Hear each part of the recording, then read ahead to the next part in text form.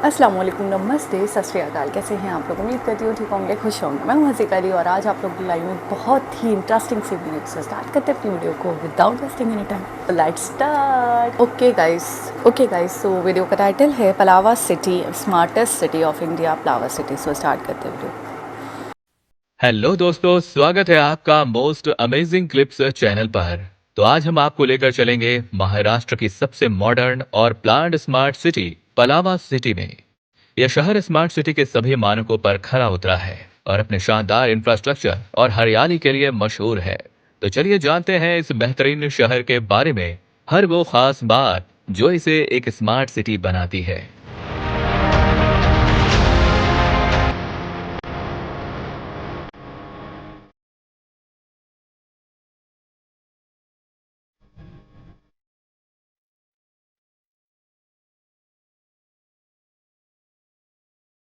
Pallava city Maharashtra के ठाणे जिले में मुंबई से करीब 50 किलोमीटर की दूरी पर स्थित है।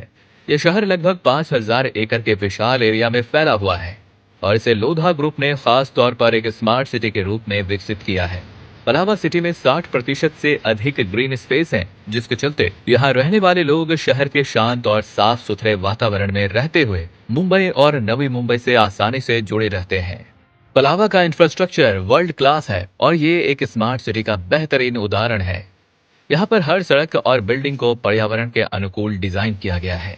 स्मार्ट टेक्नोलॉजी का उपयोग करते हुए यहाँ सार्वजनिक सेवाओं जैसे कि सुरक्षा, वाटर सप्लाई और वेस्ट मैनेजमेंट के लिए आधुनिक तकनीकों का प्रयोग किया जा रहा है। सिटी में हरियाली को बढ़ावा देने के लिए बड़े बड़े गार्डन्स बनाए गए हैं। पलावा सिटी की सबसे बड़ी खासियत है यहाँ के अत्याधुनिक अमेनिटीज। पलावा में बड़े बड़े स्पोर्ट्स कॉम्प्लेक्स बने हैं, जिनमें क्रिकेट, फुटबॉल, बैडमिंटन और अन्य खेलों की सुविधा है। पलावा में अच्छे स्कूल्स और अत्याधुनिक हेल्थ केयर फैसिलिटीज उपलब्ध हैं, जो लोगों को उच्च स्तरीय शिक्षा और चिकित्सा सुविधा प्रदान करते हैं। फिटनेस और हेल्थ को बढ़ावा देने के लिए यहाँ फिटनेस सेंटर, स्विमिंग पूल्स और वेलनेस सेंटर्स की व्यवस्था की गई है। इसके अलावा यहाँ शॉपिंग मॉल, कैफे और मनोरंजन के साधन भी हैं, जो इसे और भी आकर्षक बनाते हैं। पलावा सिटी में इस समय करीब 2 लाख लोग रहते हैं और इसकी आबादी तेजी से बढ़ रही है। ये शहर युवाओं, प्रोफेशनल्स और फैमिलीज के लिए एक पसंदीदा रेजिडेंशियल हब बनता जा रहा है। ट्रांसपोर्ट के मामले में पलावा सिटी काफी एडवांस है। यहाँ पर एक मजबूत रोड नेटवर्क है, जो इसे मुंबई, ठाणे और नवी मुंबई से जोड़ता है। साथ ही यहाँ मेट्रो नेटवर्क का कंस्ट्रक्शन भी किया जा रहा है, जिससे फ्यूचर में यहाँ के निवासियों को और भी अच्छी कनेक्टिविटी मिलेगी।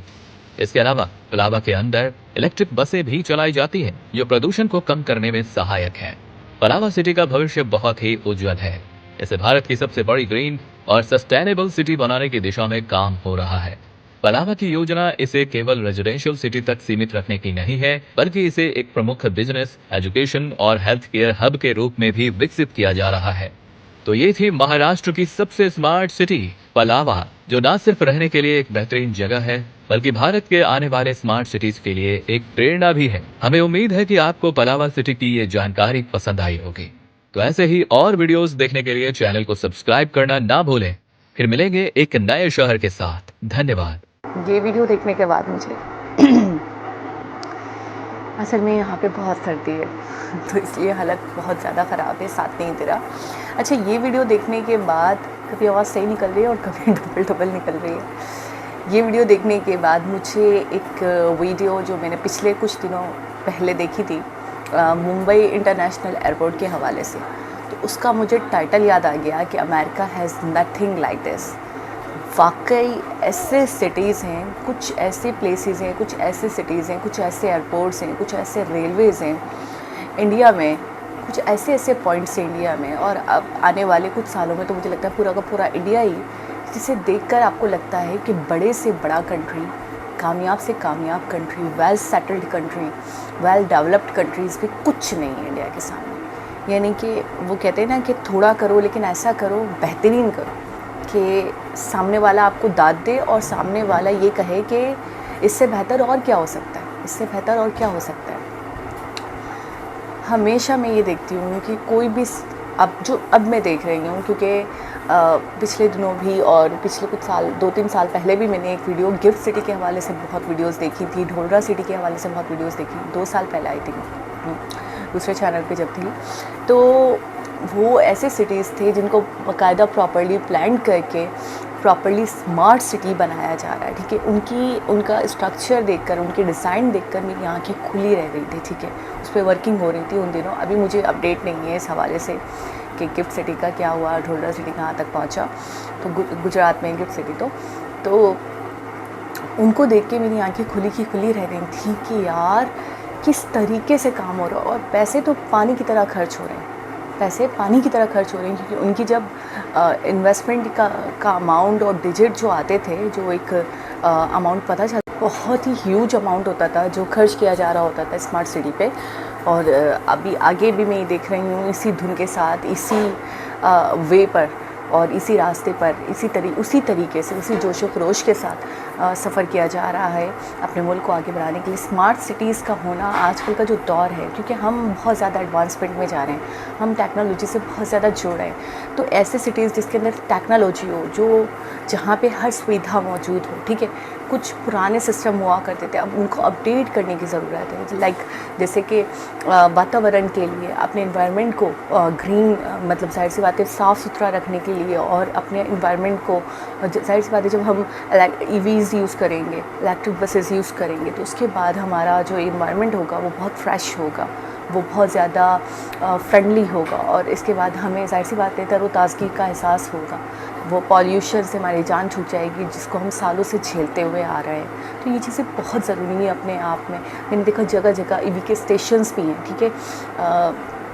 हमारे साथ तो हमारे यहाँ ऐसा हो रहा था कि EVs आ रही थी, यानी इलेक्ट्रिक व्हीकल को इंट्रोड्यूस करवाया जा रहा था। एक गाड़ी जो काफ़ी चीप प्राइसेस में मिल रही थी, तो लोगों को ऑफ़र किया जा रहा था कि आप ये लें। वो जापान की थी कि चाइना की थी, आई डोंट नो, मुझे सही से याद नहीं है, लेकिन मेरी बात हो रही थी किसी से, तो उन्होंने बताया कि उसको बहुत ज़्यादा मतलब फेमस करने की कोशिश की जा रही थी, उसको बहुत ज़्यादा वायरल करने की कोशिश की जा रही थी, लेकिन वो ट्रिक चली नहीं, पाकिस्तान में नहीं चली।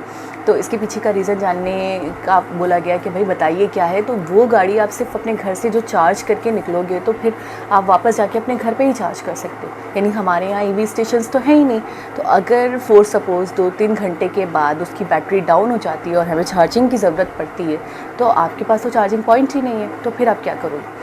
तो ये मुझे इतनी हंसी आई इसके ऊपर कि यार एक प्लानिंग होती है, मतलब कोई सोच होती है, सोच के बाद इम्प्लीमेंटेशन होता है, फिर इंट्रोडक्शन होता है, फिर इंट्रोड्यूस करवाया जाता है किसी चीज़ को। जब उसके तमाम मामलात को कंप्लीट कर लिया जाता है, अब क्या इतनी कॉमन सेंस किसी के पास नहीं होगी कि अगर गाड़ी बंद हो जाती है रास्ते में और EV स्टेशंस हैं नहीं, तो बंदा कैसे चार्ज करेगा। क्या वो वहीं फंस जाएगा, वो घर भी नहीं जा सकता। अब वो क्या करेगा, गाड़ी छोड़ के घर जाएगा, फिर कैसे चार्ज करेगा, कैसे लेके जाएगा। एक होता है कि बंदा एक सोच रखता है, लेकिन मैं हैरान हूँ कितने बेवकूफ़ लोग कहाँ से आ जाते हैं कि प्रोडक्ट आ गया, लेकिन प्रोडक्ट के पीछे जिन जिन चीज़ों की ज़रूरत होगी उस प्रोडक्ट को, उसके बारे में तो सोचें। पहले वो चीज़ें तो आप फाइनल करें, उसको तो कंप्लीट करवाएं, उसके बाद आप प्रोडक्ट को इंट्रोड्यूस करवाएंगे, उसको वायरल करने की कोशिश करेंगे, उसे पॉपुलर करेंगे ना। लेकिन बस हैरान हूँ मैं लोगों की अक्लों पर।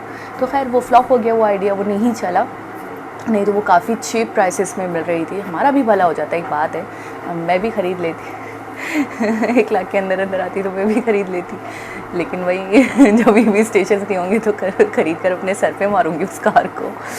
तो ये चीज़ें हैं कि अब हर चीज़ की प्लानिंग होना बहुत ज़रूरी होती है, और सिर्फ प्लानिंग नहीं होना कि एक चलते फिरते आपने कुछ प्लान कर लिया, नहीं, स्ट्रॉन्गली प्लानिंग होना। मैं देखती हूँ बाकायदा पूरे चार्ट्स बने होते हैं जब प्लान कर रहे होते हैं किसी सिटी को, तो हर चीज़ का ख्याल रखा जाता है, उसमें हर सुविधा का ख्याल रखा जाता है। अब आप यहाँ पे देखें, एजुकेशन से लेकर, सिस्टम से लेकर, मॉनिटरिंग से लेकर, EV स्टेशन से लेकर हर चीज़ है। तक ये भी बताया उन्होंने कि इंफ्रास्ट्रक्चर इसका वर्ल्ड क्लास बनाया गया है, इसको बड़े बड़े शहरों से जोड़ा गया है। क्योंकि महाराष्ट्र में पड़ता है, तो महाराष्ट्र में मुंबई से इसको जोड़ा गया है, क्योंकि जाहिर सी बात है मुंबई बहुत बड़ा शहर है, बहुत फेमस शहर है, तो मुंबई से जोड़ा गया है। दूसरे शहरों से, बड़े बड़े शहरों से जोड़ा गया है। थाने के अंदर, थाने ज़िले के अंदर ये पड़ेगा।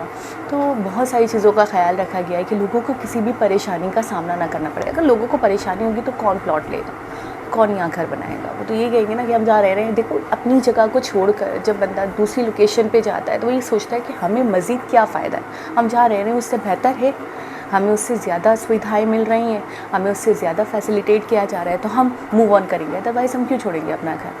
ठीक है, तो ये बहुत बड़ी चीज़ होती है। फिर लोग वैसे पैसे भी देते हैं, खुशी से देते हैं, जब उनको उनके मकसद के मुताबिक, उनके मतलब के मुताबिक चीज़ों को फराहम किया जाता है, तो उनको पैसे देने में उनकी जेबों से पैसे निकलते हैं, फिर खुशी खुशी निकलते हैं, उनको कोई मसला नहीं होता। तो ऐसे सिटीज़ मुझे लगता है कि हर जगह, हर मुल्क में ऐसे सिटीज़ होने चाहिए।